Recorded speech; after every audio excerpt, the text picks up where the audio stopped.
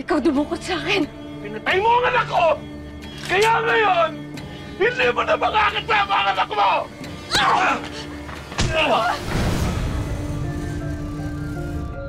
Hindi na tayo mag-garden wedding. Simbahan na lang tayo. Ay, Diyos ko naman, Alex. Akala ko naman kung ano. Ano naman, siyempre. Sino yun? Nananadya ka ba, ha? What's so funny? Oo, binibidyohan. Binibidyohan mo ba ako, ha? Walang hiya ka, babae ka, ha? Ma'am, hindi po. Are you okay?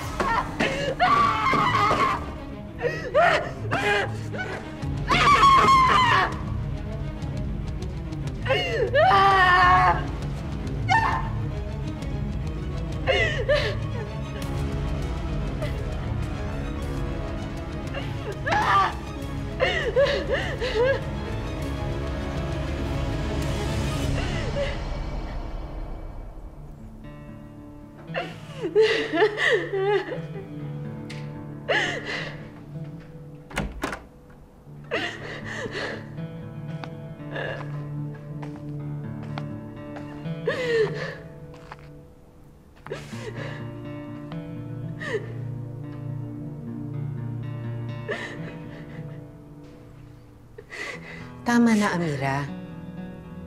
Tama na. Patay na ang kalaban mo. Patay na ang dumukot sa'yo. Oo, patay na si Chief Santi. Pero hindi siya nawawala sa isip ko. Huwag mo sabihin sa akin na naniniwala ka sa sinabi niya. Nabuhay ang anak mo. Amira, alam mo kung anong klaseng tao siya. Hindi ka dapat naniniwala as kung anumang laso ng lumalabas sa bibig niya.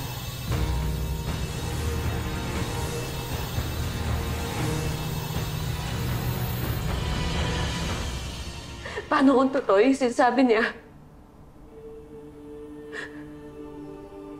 Ha? Amira, matalino ka. Huwag kang bastang naniniwala sa mga sinasabi ng mga kalaban mo.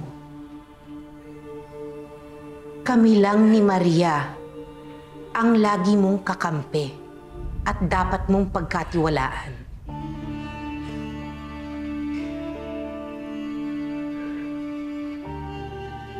Alam mo bang ilang buwan kitang hinanap? Dahil ibiniling ka sa akin ng dati mong propesor. Si Rebecca Acero. Naging matalik kaming magkaibigan ni Rebecca. Nung panong pareho kami nagtuturo ng chemistry. Madali lang ho bang gumawa ng herbal cream? Tuturuan kita. Naku, Prof. Walang bayad. Libre! Oh! Naku, Prof. Salamat po! Hindi nga niya makalimutan ang pagiging magkaibigan niyo. At nung binigyan mo siya ng punla ng mutya, espesyal ka rin kay Maria. Dahil sinigurado niyang maliligtas kita at tinuro niya sa akin kung saan kita makikita.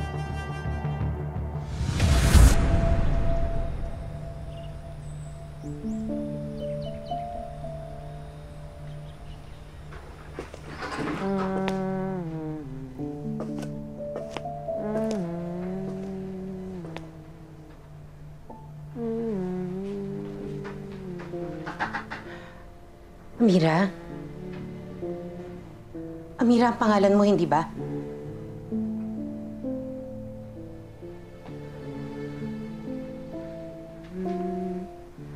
Ako si Magnolia. Nandito ko para tulungan ka. Maria, Maria, matya na maki. Hindi nang ngiti ng puso ni.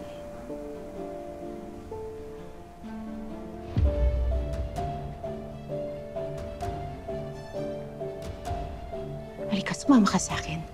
Halika. Bago nila tayo maabutan. Halika na. Halika na.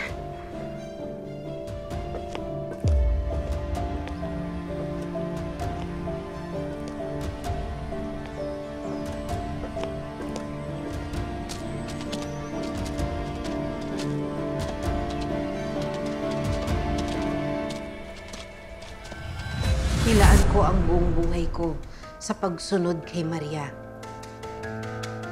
At siya ang naging dahilan kung bakit nagtagpo ang landas nating dalawa. At ang gusto lang ni Maria ay matigil ang mga kasamaan ng mga kalaban mo at mabigyan ng hustisya ang pagkamatay ng tatay mo. Naniniwala ka naman, Amira, hindi ba? Na mapagkakatiwalaan mo ako?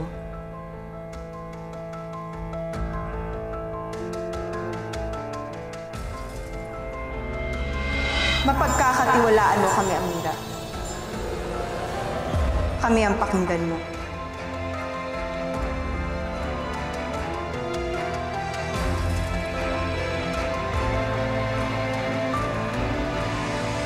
Pero paano yung anak ko, Maria?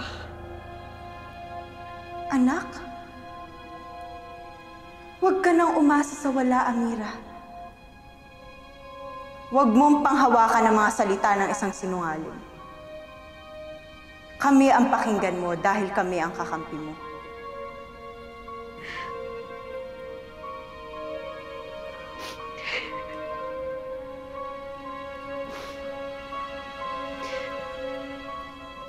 Salamat, Maria.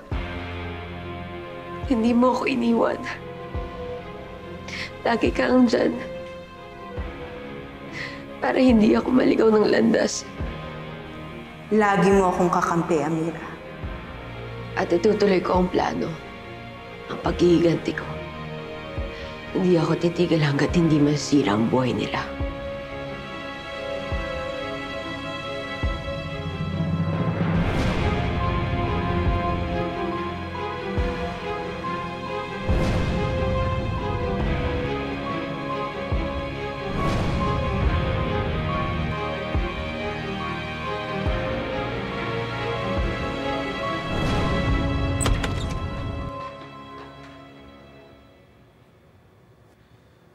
Babe, are you okay?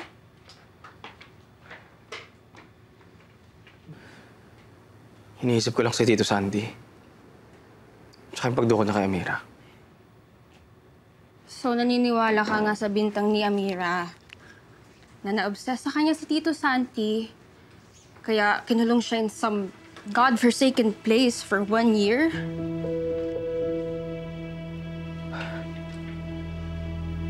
Maxine, sunod-sunod na yung panininay sa atin ni Amira. Ganti sa mga ginawa natin sa kanya noon. Sabihin mo nga sa akin, meron ba siyang paratang sa atin na hindi totoo? Sabihin mo na yung gusto mong sabihin sa kanya, pero hindi siya sinungaling, Maxine. Nakita ko yung statement ni Amira na binigay sa mga polis. Nagpakuha ng kopya si Dad. Nung gabing hinabol natin siya sa gubat, nahulog siya sa bangin. Doon niya sinabi na doon siya kinuha ni Tito Santi. Kinulong siya sa isang bahay sa isang liblib na lugar. Isang taon siya doon, Maxine. Ginawa siyang sex slave. Nangyari yun sa kanya nang dahil sa atin. Eh ano naman ngayon? Pati ba man ginawa raw ni Tito Santi, aalahanin pa natin? Past is past. Maxine, bakit pagbibintangan ni Amira si Tito Santi nang walang basehan? Alam natin kung anong klaseng tao si Tito Santi. Wala lang sa kanyang mang power trip. Maxine, power trip ang pang-rape.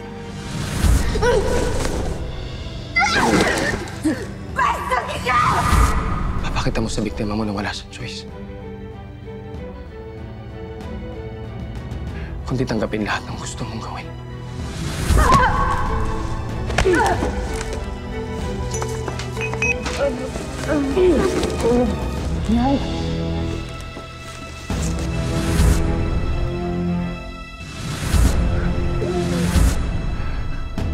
Kasi mahina siya.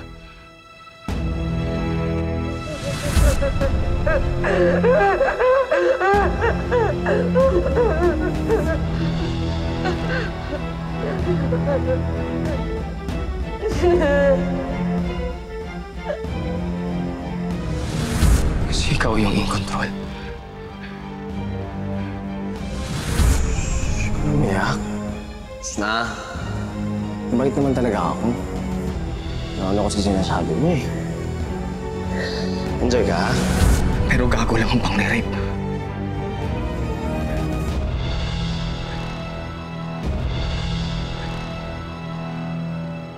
Wow! Alam mo na pala ngayon ang nasa utak ng isang rapist. Are you a psychologist? Maxine, tama ka, hindi ako psychologist. Pero, Sir, pwede ba? Hindi ako interesado sa pag-analyze mo ng kwento ni Amira. Can we just sleep?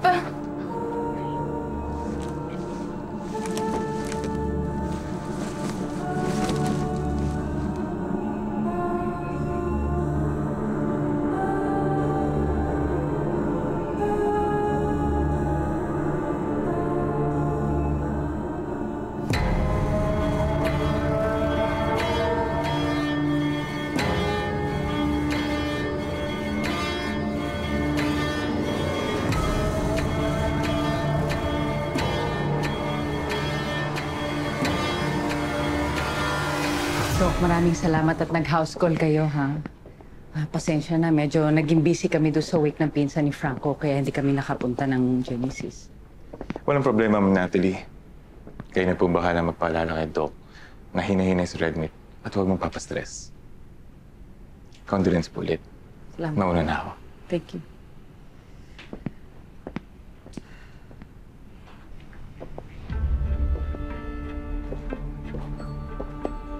Oh, narinig mo yon, ha? Alam kong galit na galit ka kay Amira dahil dun sa nangyari kay Santi. Pero di ba ang sabi niya, you have to think of yourself. Natalie, kilala mo ako.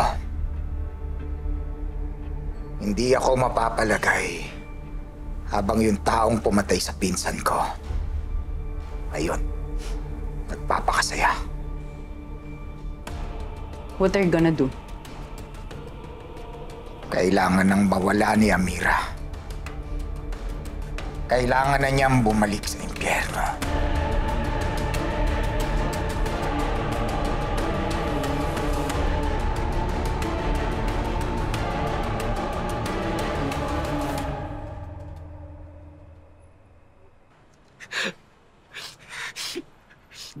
Hindi po mawala sa isip ko yung ginawa ko kay Amira.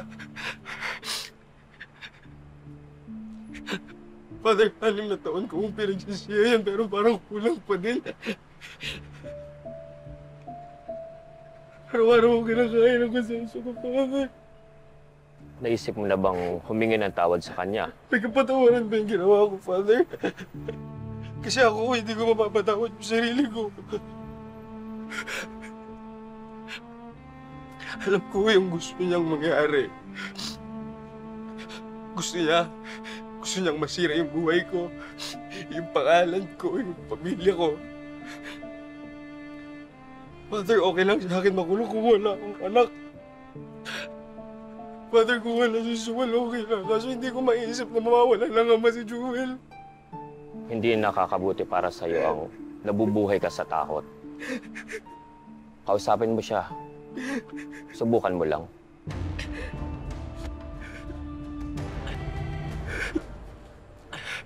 Sana, Father, pakinggan niya.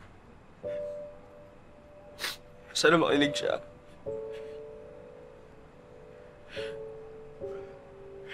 Wala akong magagawa para mabura lahat ng kasalanan ko sa kanya eh. Pero baka may paraan para makabawi. Sana meron.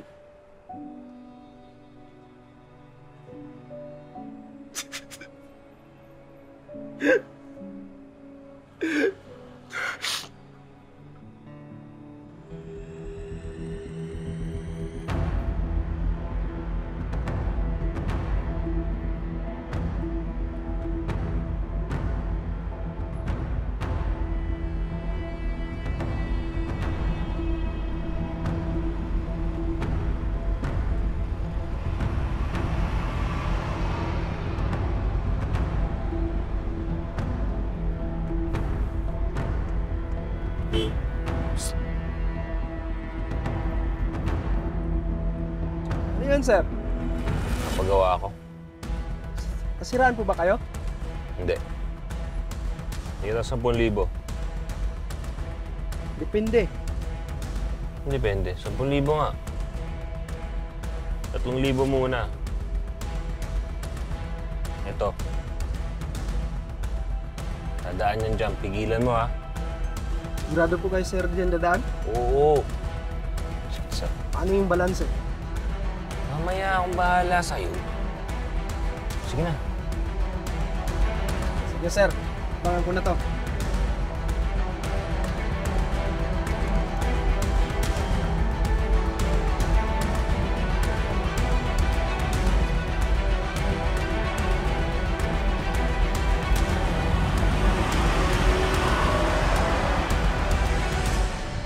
Ma'am, di ka ba inervyos sa mga ginagawa mo? Habang tumatagal, mas nagiging delikado ang buhay mo. Ba't naman ako matatakot? Eh, nasa katwiran naman ako. Saka, nandiyan naman kayo, mga security ko.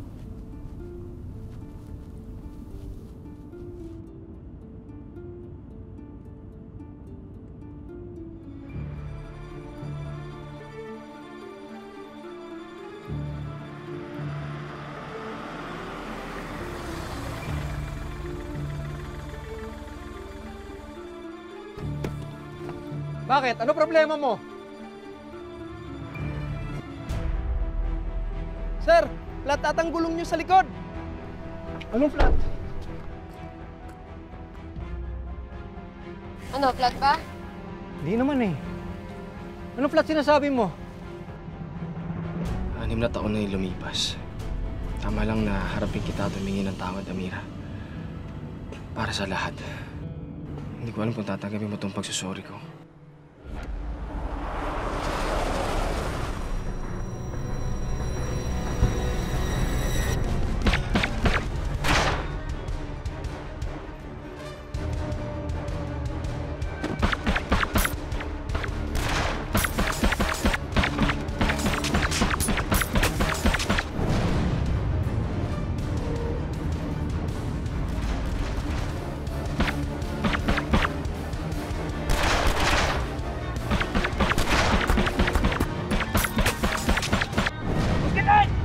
Maria, nasan ka? Tulungan mo ko.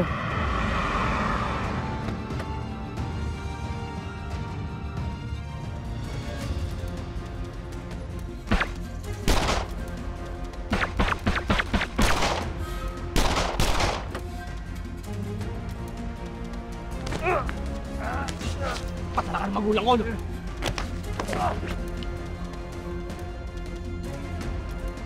Tempo!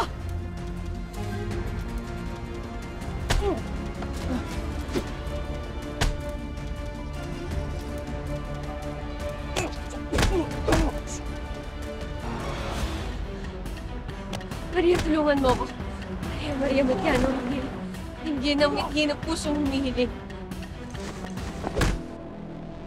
Ano? Tulong ng kalikasan namin kailangan.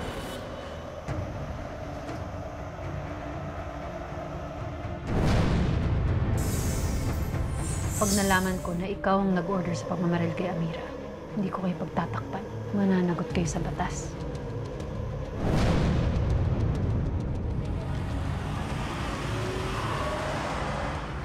Dad, alam ko galit ka kay Amira dahil sa nangyari kay Tito Santi. Diretsuhin mo na ako. Ako na naman ba pinagsususpecha mo? Ako rin, Dad. Gusto kong malaman ng totoo.